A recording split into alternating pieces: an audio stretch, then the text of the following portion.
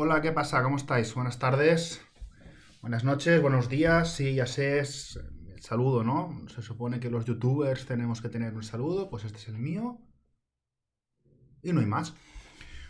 Bueno, hoy vamos a hablar un poco sobre las migraciones. Ya hice un vídeo hace bastante tiempo, os saldrá ahora por aquí. Y antes de hablar sobre este mapa, me gustaría comprobar, aunque no tengo la forma de comprobarlo, porque esto no es un directo, esto no es Twitch, comprobar si dominamos la diferencia entre un inmigrante, entre un emigrante y entre un turista. ¿Vale? Si empezamos por el primero, un inmigrante es una persona que llega a un país, ¿vale? Entonces, por ejemplo, si yo me voy de España y llego a Estados Unidos para vivir, digamos que allí me consideran un inmigrante. Entonces, aquí es como que tiene que ver el país de llegada, ¿vale? Vuelvo a repetirlo. Sería, yo me voy de un país, llego a otro. Entonces yo ahí sería calificado como inmigrante, ¿vale? Porque he entrado en el país. Sin embargo, en España, ¿vale? En España sería considerado un emigrante porque he emigrado de mi país a otro país, ¿vale? Entonces esto sería desde el punto de vista de la salida, ¿vale? Por eso muchas veces, ahora mismo, estos dos términos están en desuso. Y se prefiere un término que engloba a los dos, que sería el de migrantes. ¿Por qué? Porque muchas veces una persona que abandona su país con el objetivo de llegar a un país, a otro país, pasa por muchos estados, es decir, pasa por muchos otros países. Entonces, digamos que al mismo tiempo sería inmigrante. Entonces es como una forma de englobar, ¿no? Digamos, las migraciones sería pues todo este movimiento, este flujo de personas que cada vez es mayor en un mundo cada vez más desigual, ¿vale? Mientras que el turista, la palabra clave es una cuestión temporal, ¿vale? Temporal y por una razón, por un motivo relacionado con el ocio, con la cultura, con la visita a otros familiares, pero siempre teniendo en cuenta que existe un momento en el que vas a retornar y lo sabes. Esto no quita, supongo que muchos estaréis pensando, que muchos inmigrantes primero entran a los países como turistas y después se quedan en situación irregular. Sabéis que, por ejemplo, en España, bueno, tú puedes entrar como turista si vienes de Marruecos o si vienes de los países sudamericanos, ¿vale? Digamos que es como que creo que te exigen tener una cierta cantidad de dinero en el bolsillo, cumplir unas condiciones, pero bueno, digamos que la mayoría de las personas pues entran como turistas. Cuando se les pasa su visado de 1, 2 o 3 meses, se quedan en España en situación irregular y es cuando se convierten en inmigrantes, ¿vale? Es decir, esta sería un poco la diferencia entre estos tres estados que puedes tener cuando te pones a viajar, ¿vale? Entonces, tú, por ejemplo, en clase, cuando yo os pregunte sobre qué opináis de los inmigrantes o de los migrantes, no me digáis, por favor, que son unos guarros, porque lo ensucian todo, porque hacen balconing, porque Benidorm, tú vas por las calles y no puedes hablar tu idioma, porque en Magaluf pasan cosas, ¿vale? Entonces, esos serían turistas, no migrantes, ¿vale? Y ahora, este mapa que os he puesto hoy para comentarlo un poquito, me sirve también para explicar cómo se analiza un mapa. En primer lugar, es muy fácil. El análisis de los mapas suele ser más sencillo que un texto, ¿vale? Es decir, porque en un texto pues tienes que ir más palabra a palabra, tienes que ver un poco lo que nos está diciendo, si lo dice con otro sentido, mientras que un mapa es información ya más trabajada y mucho más elaborada, es decir, mucho más, como si dijésemos, más, que se me está olvidando la palabra, eh, bueno, digamos que te da la información que es y normalmente no está manipulada. Hay mapas que pueden estar manipulados, evidentemente, pero pasa con menos frecuencia, ¿vale? Entonces, nos tenemos que ver primero tipo de mapa que hay. Tipo. En este caso sería un mapa mundi de todo el planeta y un mapa político. Es político porque tiene fronteras. Y luego nos tenemos que fijar en la leyenda. Fijaos que la leyenda son los colores y es lo que te dice, es como que te traduce el mapa. Si no existiera esto, nos quedaríamos igual, diríamos, pues vale, colores muy bonitos. Vale. En los exámenes de oposiciones a los profesores muchas veces nos quitan la leyenda y ellos dicen, ala, interpreta este mapa, ¿no? Entonces, pues bueno, se podría interpretar, más o menos, si tienes unos conocimientos y un poco de suerte, pero la leyenda siempre es un elemento que te ayuda a traducir y a analizar este mapa. Por ejemplo, aquí lo que nos dice es la población, ¿vale? En un país que ha nacido en otro país, ¿vale? Es decir, sería el porcentaje de inmigrantes que hay en un país.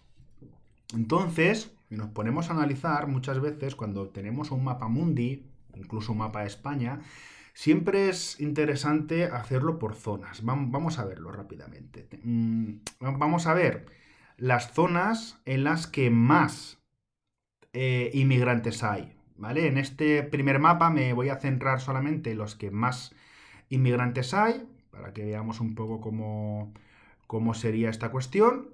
Y veríamos que en el mundo hay como vamos a seleccionar tres zonas, ¿vale? Fijaos que aquí las zonas en las que empieza a haber ya inmigrantes, que la población ya es un porcentaje importante, serían estas de aquí. Sería el color más, este verde azul que no sabría cómo definir, entre el 10 y el 25%. La palabra que quería decir antes, que es que los mapas normalmente son más objetivos, ¿vale? Aunque esto es verdad que no siempre es así, ¿vale? Porque también puede ser que los datos estén manipulados. No es el caso, ¿vale? Porque esto está sacado del orden mundial. Soy suscriptor de esta página web, que es una auténtica maravilla. Este mapa es gratuito, es decir, que no estoy tampoco utilizando sus medios, es decir, todos sus recursos. Simplemente pues estoy eh, analizando un mapa suyo que me parece muy interesante para mis clases. Entonces, a lo que decía, cuando la población inmigrante supera el 10%, pues ya se considera que, bueno, digamos que hay una diversidad cultural importante, ¿no? Y habría distintas zonas. Una primera zona que sería América del Norte, excluyendo a México, ¿vale? Entonces sería esta primera zona, ¿vale? Una segunda zona que sería Europa, con algunas diferencias. Digamos que hay más población inmigrante en el occidente, en el oeste, que en el este de Europa. Luego tendríamos en el Golfo Pérsico, ahora veremos esto de aquí, que esto está relacionado con esta zona. Vamos a poner una flechita aquí para que no se nos olvide. Y luego habría, bueno, otra zona ya relacionada con Oceanía. Empezamos con esta.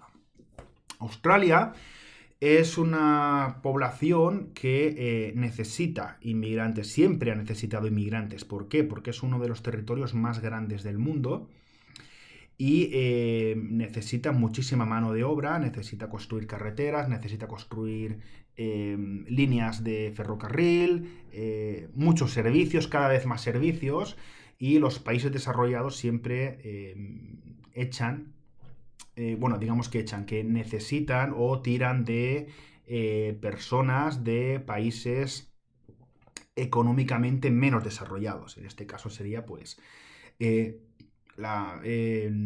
Australia ha tenido como una migración muy importante de países como Vietnam, países como Indonesia, por ejemplo, ¿vale? Y también países de zonas como China, por ejemplo. Entonces, la zona de Australia y en menor grado Nueva Zelanda, que estaría aquí, pues es una zona bastante caliente, no desde el punto de vista sexual, sino desde el punto de vista del flujo de inmigrantes en el mundo. Luego tendríamos esta zona que es como la última zona en la que ha crecido esto, ¿no? Voy a borrar esto para que lo veáis claro. Sería la zona de Oriente Medio y del Golfo Pérsico. Aquí tenemos países como Arabia Saudí, que está aquí, Emiratos Árabes Unidos, Kuwait, Qatar, Bahrein, ¿vale? Todos estos países, Singapur estaría aquí en esta zona, Omán, que sería este país de aquí, es decir, la mayoría de los países que aparecen aquí serían países, la mayoría muy pequeños, con la excepción de Arabia Saudí, que están aquí, y es un lugar donde el PIB, el Producto Interior Bruto, está creciendo muchísimo. Son países que se han desarrollado, países que tenían ingresos medios, a tener ingresos altos o muy altos, altísimos. Y lo mismo que Australia necesitan mano de obra, están construyendo. Por ejemplo, en Emiratos Árabes Unidos, que tiene el mayor porcentaje de inmigrantes, el 88%, es decir, casi 9 de cada 10 personas en los Emiratos Árabes Unidos son personas que han nacido en otro país, entre ellos el rey emérito, don Juan Carlos I de Borbón y Borbón, que sabéis que es una persona que en el mes de agosto decidió irse de España para fijar su residencia en los Emiratos Árabes Unidos. No está de turismo porque no sabemos, y creo que él tampoco lo sabe, cuándo va a volver. ¿Vale? Entonces, sería pues un ejemplo llamativo. Entonces, los Emiratos Árabes Unidos o Qatar han construido muchísimos edificios. Son países que la población urbana se ha desarrollado muchísimo. Qatar tiene un mundial el año que viene. Entonces, todos los estadios de fútbol los han construido migrantes procedentes de la India, de Nepal, de Filipinas, por ejemplo. Filipinas está aquí. Entonces, son territorios que se aprovechan de este tipo de migrantes que llega con unas condiciones laborales pésimas, muy malas, es decir, no tienen apenas protección, no existen los sindicatos, hay mucha mortalidad laboral, ¿vale? Pero es mucha gente que prefiere pasar unos años allí y ganar dinero, ¿no? De hecho, mucha gente lo que hace es enviar ese dinero a sus familias que se han quedado en sus países. Entonces, esta sería también pues, uno de los principales focos de países que están recibiendo a inmigrantes. El segundo sería pues uno clásico, sería más Europa Occidental. Un ejemplo, para que os hagáis una idea, en España el 11% de la población ha nacido en otro país. Aquí nos incluye las personas por ejemplo, que tienen padres, ¿no? Que los dos padres son de otro país, por ejemplo, argentinos, marroquíes, rumanos, ¿vale? Es decir, que es gente que ha nacido en España, pero sus padres no son españoles, ¿vale? Entonces, digamos que aquí tendríamos pues una diferencia. Sería estos migrantes de primera generación y de segunda generación, ¿vale? Vemos que hay como una diferencia todos los países de Occidente, a excepción de Portugal, Italia, que tienen un porcentaje más bajito, pues están entre este 10 y el 25%. Francia, por ejemplo, el porcentaje es mayor que en España. Reino Unido también, no sé exactamente, no me acuerdo cuál, pero bueno. Suiza tiene un porcentaje altísimo, más del 25%. Andorra, que no bueno, se ve como un puntito, ya os digo que es más del 25%, entre ellos muchos de los youtubers que han decidido también emigrar de España, ¿vale? De España a Andorra y se han convertido en inmigrantes. Y el último punto también es uno de los destinos clásicos de la inmigración. En Canadá, 21% de la población ha nacido en otro país y luego tenemos otro 17% que sería de segunda generación. Es decir, que en Canadá prácticamente 2 de cada 5 personas tienen, o incluso más, 2 de cada 5 personas tienen algún tipo de conexión con otros países. ¿Vale? En Estados Unidos el porcentaje este es menor, pero sería 14% de primera generación y un 12% de segunda generación. Sabéis que hay estados en Estados Unidos, sobre todo los que están situados en el sur y las grandes ciudades como Chicago, Nueva York, Los Ángeles, por ejemplo, que pueden alcanzar poblaciones de origen inmigrante en algunos barrios, por ejemplo, o en algunos condados, incluso superior al 50% de la población.